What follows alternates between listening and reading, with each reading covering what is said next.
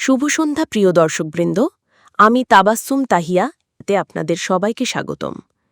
আজকের বিশেষ প্রতিবেদন, মৌলভীবাজারে ছড়া থেকে বালু উত্তোলনকালে বিএনপির ২ নেতা আটক।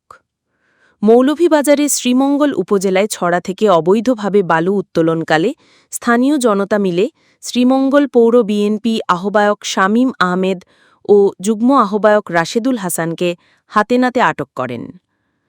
এ সময় খবর পেয়ে উপজেলা সহকারী কমিশনার ভূমি মোহাম্মদ মহিবুল্লাহ আকুন ঘটনাস্থলে পৌঁছে বালু জব্দ করেন। শনিবার ৩০ আগস্ট বিকেলে উপজেলার শাহীবাগ এলাকায় এই ঘটনা ঘটে। স্থানীয়রা জানান, ওই ছড়া থেকে দীর্ঘদিন ধরে অবৈধভাবে বালু উত্তোলন চলছিল। অভিযোগ রয়েছে, প্রভাবশালী মহলের ছত্রছায়ায় এই ব্যবসা চালিয়ে আসছিলেন কয়েকজন রাজনৈতিক নেতা।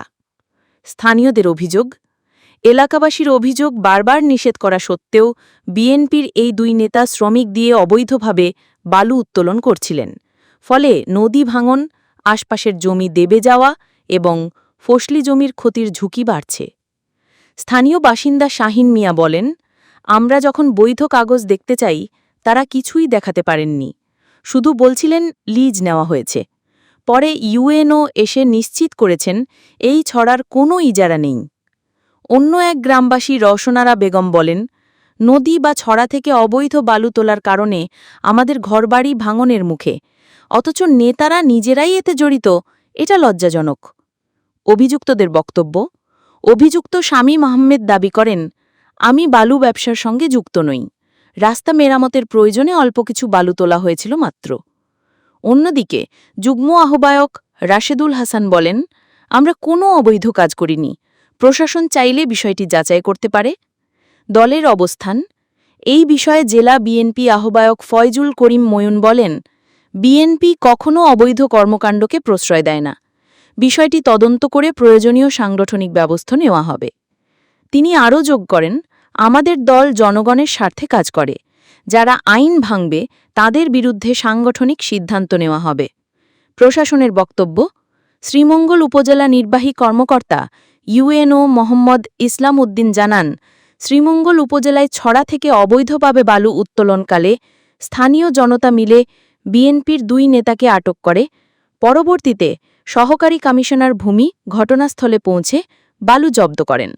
সংশ্লিষ্টদের সতর্ক করা হয়েছে এবং পরবর্তী আইনগত ব্যবস্থা প্রক্রিয়াধীন।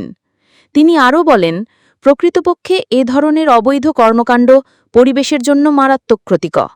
প্রশাসন নিয়মিত অভিযান চালাচ্ছে এবং ভবিষ্যতে আরও কঠোর পদক্ষেপ নেওয়া হবে।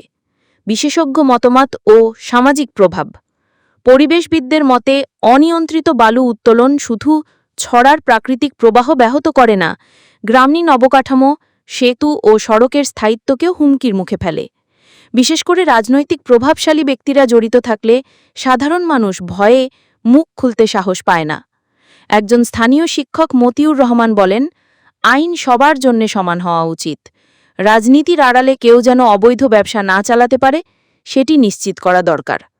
অবৈধ বালু উত্তোলন শুধু পরিবেশ ও অবকাঠামোর ক্ষতি নয়, আইনের শাসন ও রাজনৈতিক দলের ভাবমূর্তির জন্যেও নেতিবাচক বার্তা বহন করে। নেতৃবৃন্দ যদি এ ধরনের কর্মকাণ্ডে জড়িত হন তবে জনগণের আস্থা নষ্ট হয় এবং শাসন ব্যবস্থার প্রতি অনাস্থা বাড়ে। প্রিয় দর্শকবৃন্দ, এ ধরনের কর্মকাণ্ড রোধে প্রশাসনের পাশাপাশি সচেতন জনগণেরও এগিয়ে আসা জরুরি। মনে রাখতে হবে, আইন সবার জন্য সমান, ব্যক্তি বা দলের পরিচয় নলে। আমি তাবাস্সুম তাহিয়া থেকে আপনাদের সঙ্গে ছিলাম। আল্লাহ হাফেজ।